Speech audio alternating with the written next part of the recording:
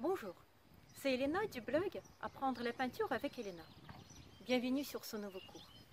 Aujourd'hui, nous allons apprendre comment peindre une rose en aquarelle.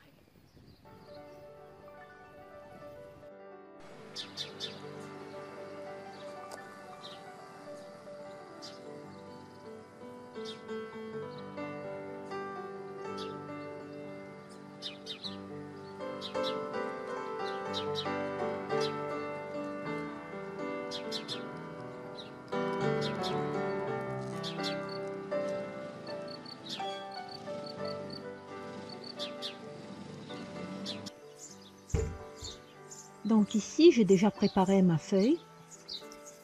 J'ai fait le dessin et j'ai mis le liquide de masquage sur les endroits où je ne veux pas mettre la peinture d'aquarelle. Les endroits que je veux garder blancs. Maintenant, je mets la première couche de ma peinture. Pour la première couche, je choisis le jaune de quinillon moyen. J'utilise très souvent cette couleur pour la première couche d'aquarelle. C'est une couleur qu'on trouve partout. Donc, c'est très bien pour la première couche. J'utilise cette couleur pure, sans mélange. À quoi ça sert mettre la première couche de peinture? Il y a deux choses. La première chose, c'est que la première couche, il nous aide tout simplement à dégraisser notre feuille. Quand on travaille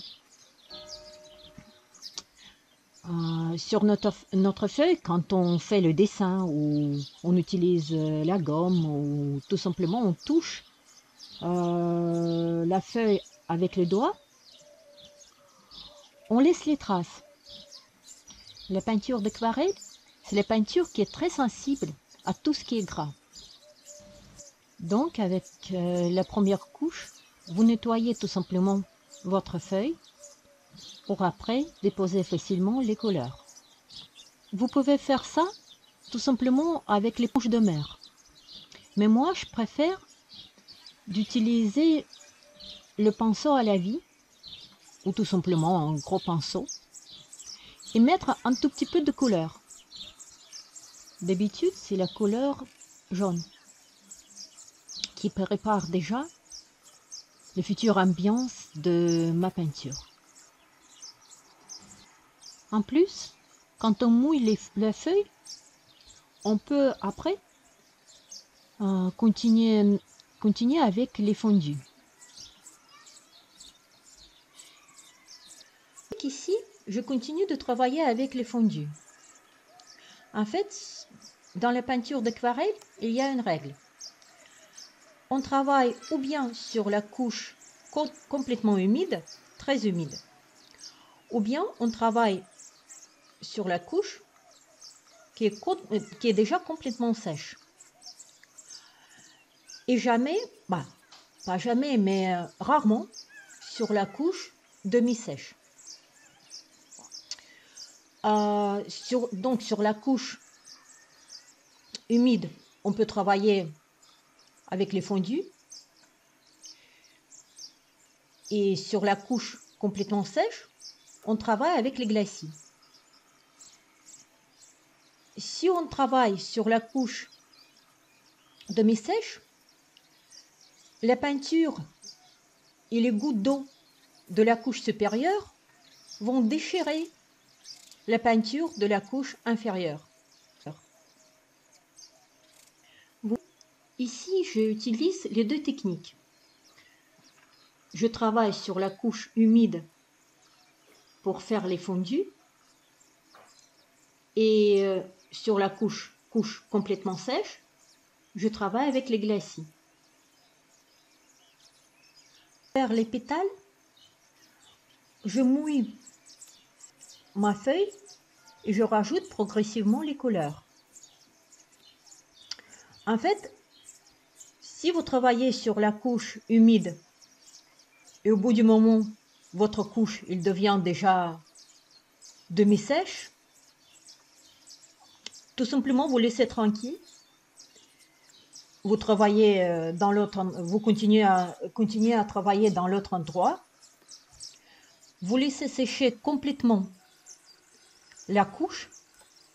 Et puis, quand la couche sera complètement sèche, quand votre peinture sera complètement sèche, vous mouillez de nouveau l'endroit où vous voulez travailler et vous continuez avec les fondus.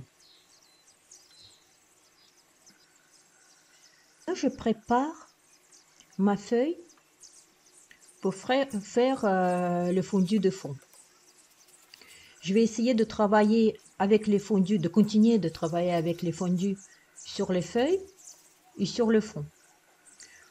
Pour cela, pour mouiller ma feuille et pour faire la première couche, j'utilise aussi le jaune de cadmium moyen. Le jaune de cadmium moyen, c'est une bonne couleur de base. Quand on regarde la nature, on voit cette couleur partout, même dans la mer. Donc, on peut l'utiliser facilement pour la première couche, pour donner l'ambiance et mettre la couleur de base de notre peinture. Je commence à travailler sur les feuilles et sur le fond. J'utilise beaucoup de fondu. Je trouve que c'est une très bonne technique pour la première et la deuxième couche. Même pour la troisième, si vous voulez. Vous pouvez même faire toute votre peinture, toute votre aquarelle avec les fondus. Mais moi, je préfère de mixer quelques techniques. J'utilise les fondus et dans la couche finale, j'utilise souvent des glacis.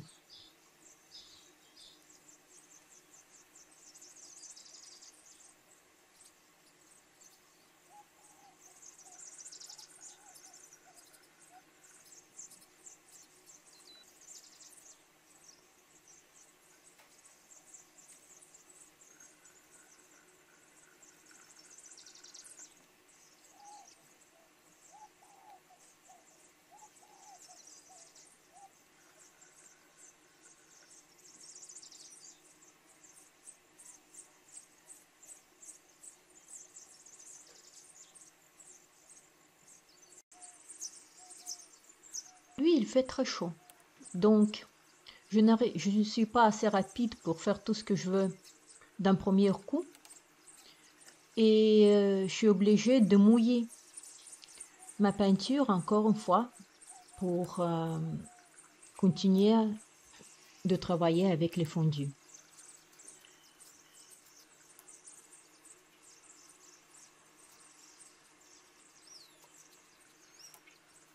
Faites attention, quand je fais ça, je rajoute un tout petit peu plus de couleur.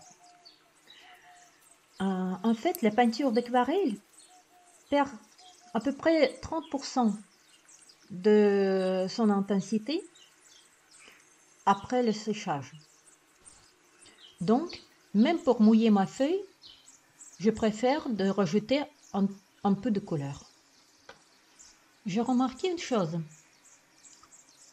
Quand on travaille avec la couleur froide par-dessus la couleur chaude, on peut obtenir de jolis mélanges.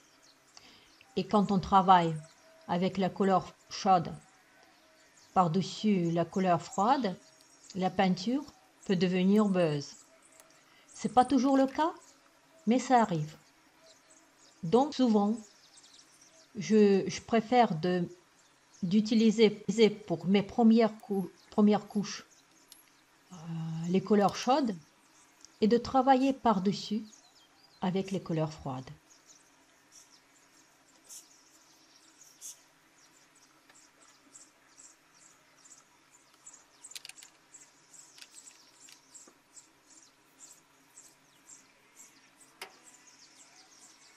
Continue de travailler avec les fondus.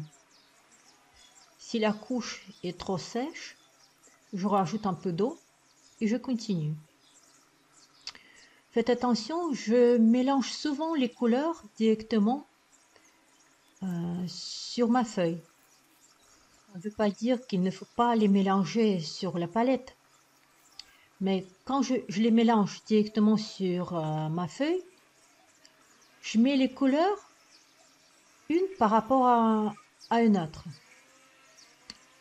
Ce que je ne peux pas faire sur ma palette, comme la couleur de ma palette, c'est la couleur blanche, influence mes couleurs. Donc, souvent, je regarde quelle couleur je manque sur ma peinture, sur ma feuille, pour ajouter cette couleur, souvent pure, ou en mélange avec, par exemple, une deuxième couleur. Et si je ne suis pas satisfaite de mon résultat, je rajoute encore une couleur pour compléter les couleurs qui sont déjà sur ma feuille.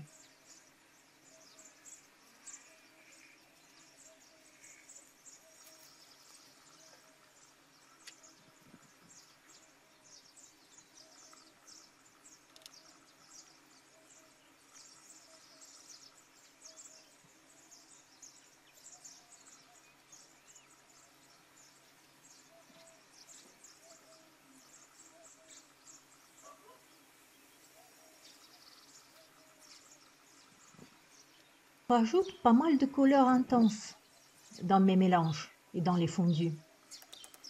Souvenez-vous que la peinture d'aquarelle perd son intensité. Donc, prenez un tout petit peu plus, les couleurs un tout petit peu plus foncées que vous les voyez dans la nature.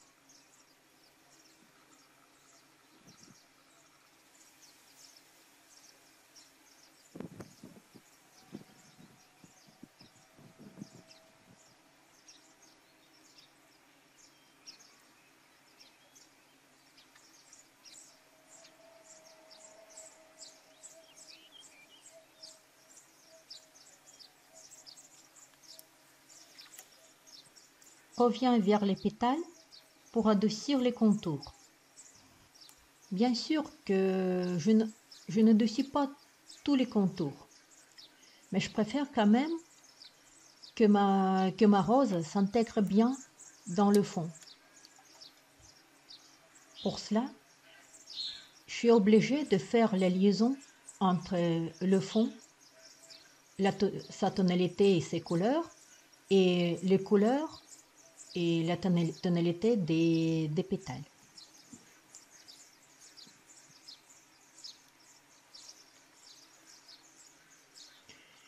Il y a encore une règle dans la peinture. Si vous pouvez prendre les ciseaux et découper l'objet de la peinture, cela veut dire qu'il n'y a pas assez de liaison, que cet objet n'est pas assez intégré dans la peinture. Donc, il faut trouver le moyen de l'intégrer. Par exemple, adoucir les contours, peut-être rendre tel ou tel endroit plus foncé ou plus clair. C'est à vous de voir. Mais gardez toujours dans l'esprit cette règle.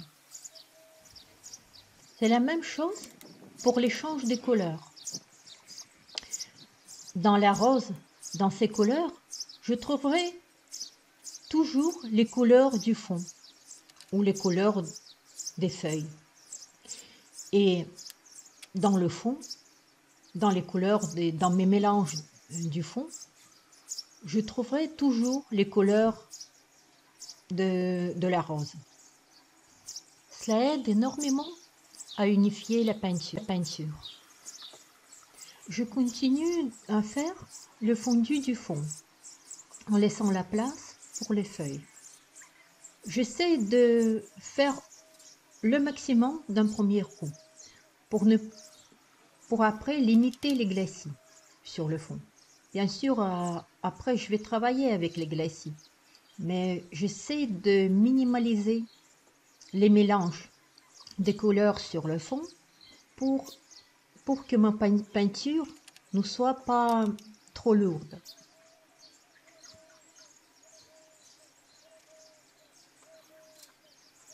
Pour faire le fondu du fond, j'ai pris la couleur, comme la couleur de base, le jaune de cadmium moyen. Puis je rajoute le bleu d'outre-mer pur et un mélange avec le violet, le vert émeraude, le bleu d'azur. J'utilise aussi le vert chaud pur et un mélange avec la terre brûlée, la terre d'ombre brûlée. J'utilise aussi la terre de sienne pure et un mélange avec le vert chaud. Le vert chaud, en fait, c'est le vert de cobalt clair. Puis je mélange le vert de cobalt clair avec le jaune de cadmium moyen. Et aussi, je rajoute un peu d'alizarine pour faire la liaison avec la rose.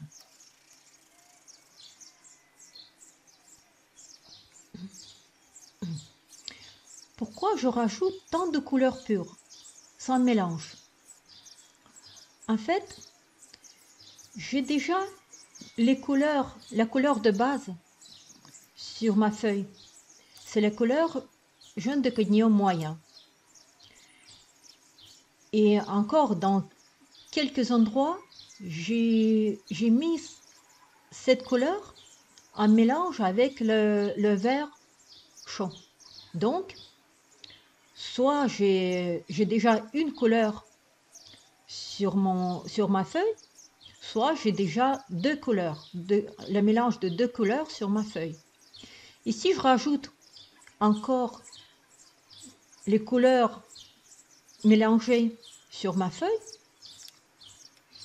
ça fera trop de couleurs dans un mélange. Je risque de voir la peinture trop lourde. Donc, pour limiter ça, je rajoute les couleurs pures ou un mélange avec une seule couleur qui vont compléter les couleurs qui sont déjà sur ma feuille. Quand vous travaillez avec les fondus et encore plus avec les glacis, faites toujours attention aux couleurs de la couche inférieure. C'est très très très important parce que si vous avez déjà beaucoup de couleurs mélangées, beaucoup de mélanges sur votre feuille, en rajoutant encore plus de couleurs, vous pouvez rendre votre peinture boueuse. Pour éviter ça, essayez de ne pas mélanger plus que deux couleurs par couche. Ici, vous avez déjà les couleurs mélangées sur votre couche. Travaillez plutôt avec les couleurs pures et sans mélange. J'essaie d'ajuster la forme de ma rose et en même temps, je rajoute les couleurs foncées sur le fond pour faire ressortir les endroits clairs, éclairés par le soleil. Si vous voulez montrer beaucoup de soleil dans votre peinture, n'hésitez pas à rendre les ombres foncées. Il n'y a pas de lumière sans ombre. Je rajoute un peu de couleur rouge et orange sur toutes les surfaces de la rose pour unifier un peu la forme et les couleurs de la rose et en même temps pour mouiller toutes les surfaces pour pouvoir continuer de travailler avec les fondus.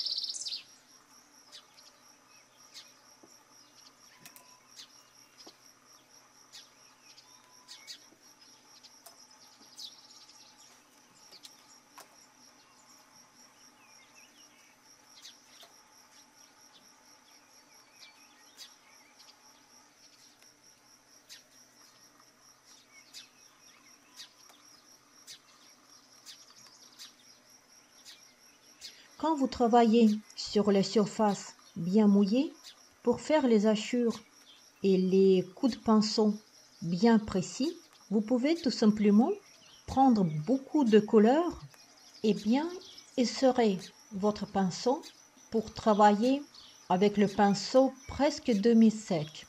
Ça vous permettra de faire le travail, de presque dessiner avec votre pinceau.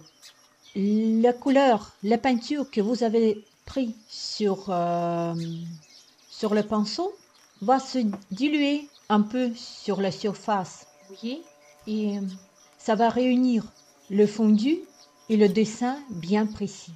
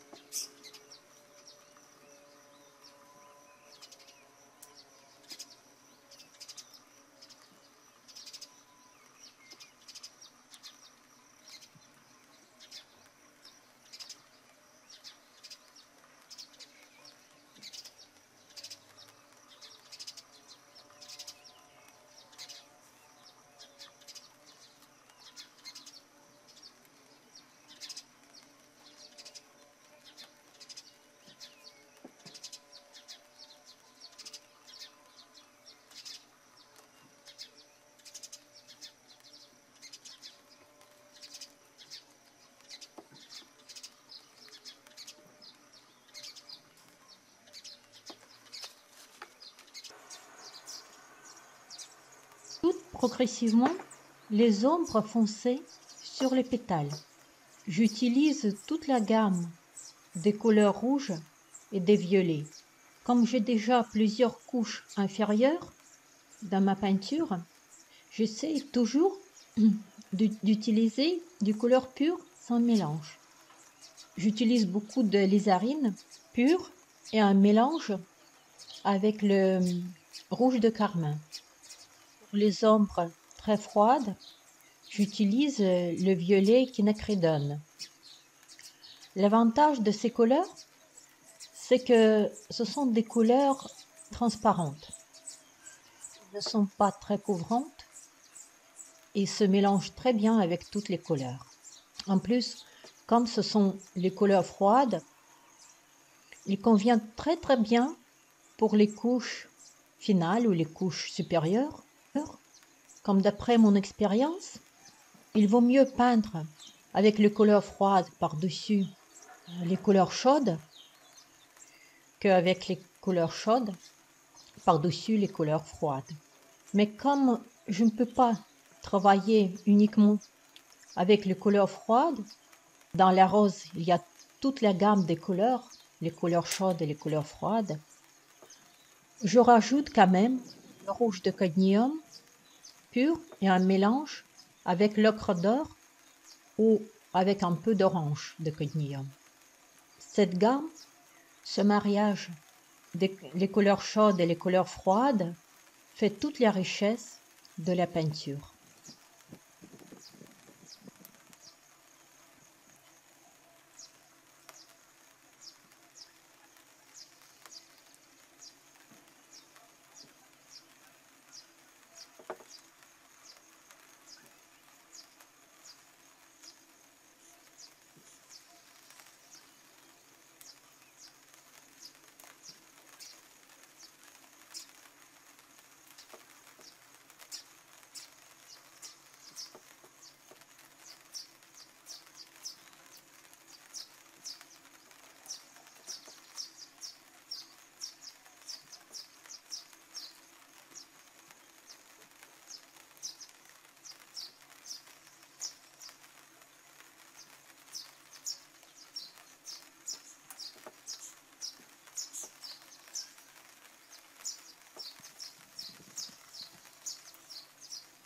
Réalise la peinture avec les fleurs, le spectateur qui va voir notre peinture doit sentir l'odeur de ces fleurs, sentir le mouvement d'air ou le vent ou les rayons chauds de soleil, sentir l'ambiance de notre peinture.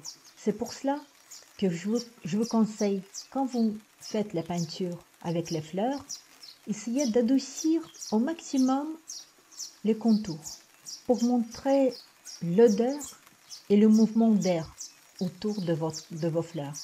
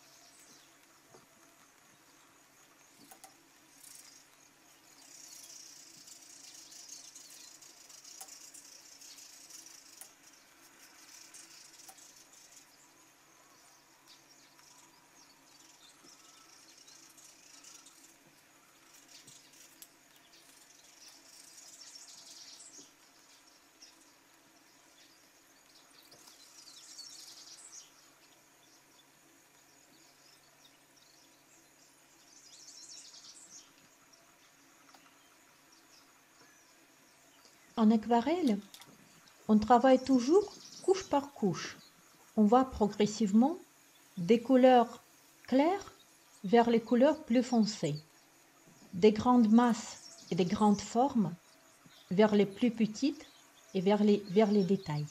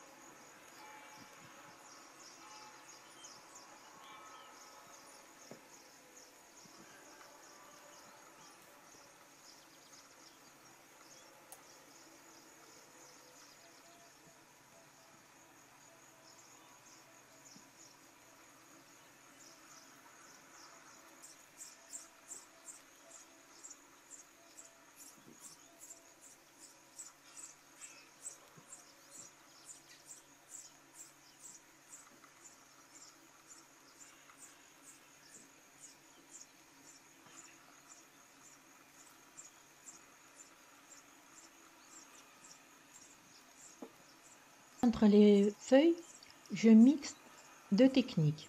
J'utilise les fondus et les glacis. Quelle que soit la technique, je travaille couche par couche. Et je vais des couleurs claires vers les couleurs foncées. À la base, j'ai les couleurs claires jaune de cadmium moyen, un mélange avec le vert de cobalt. Pour la deuxième couche, j'utilise le vert de cobalt clair sans mélange, le vert de cobalt foncé sans mélange et un mélange avec le vert émeraude et le bleu outre-mer.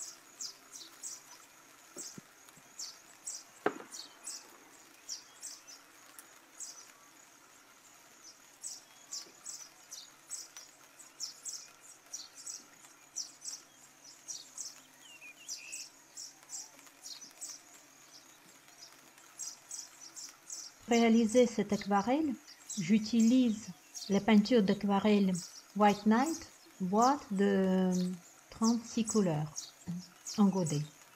Le descriptif des couleurs de cette marque, ainsi que mon anti-sèche, comment mélanger les couleurs, en format PDF, vous pouvez télécharger gratuitement sur mon blog Apprendre la peinture avec Elena. Je vous ai mis le lien au-dessous de ce cours. Je vous rappelle que vous regardez la première partie de mon tuto Comment peindre une rose en aquarelle. Dans la deuxième partie, on va finaliser notre aquarelle et on va faire ce qui est le plus difficile. On va rendre notre rose vivante.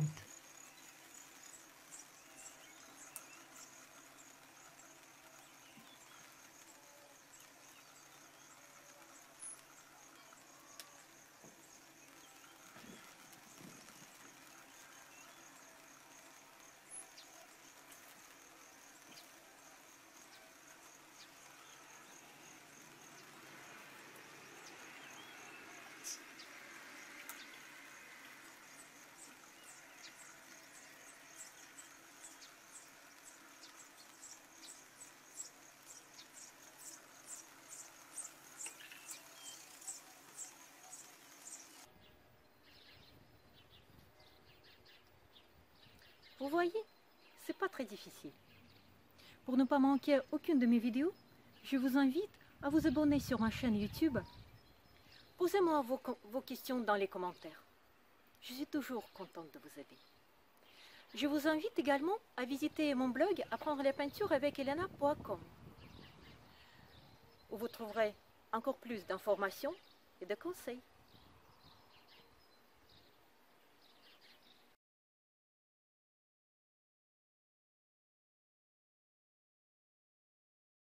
Merci d'avoir regardé ce cours.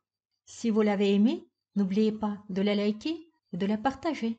Peut-être il sera intéressant pour un de vos amis. Merci et à bientôt.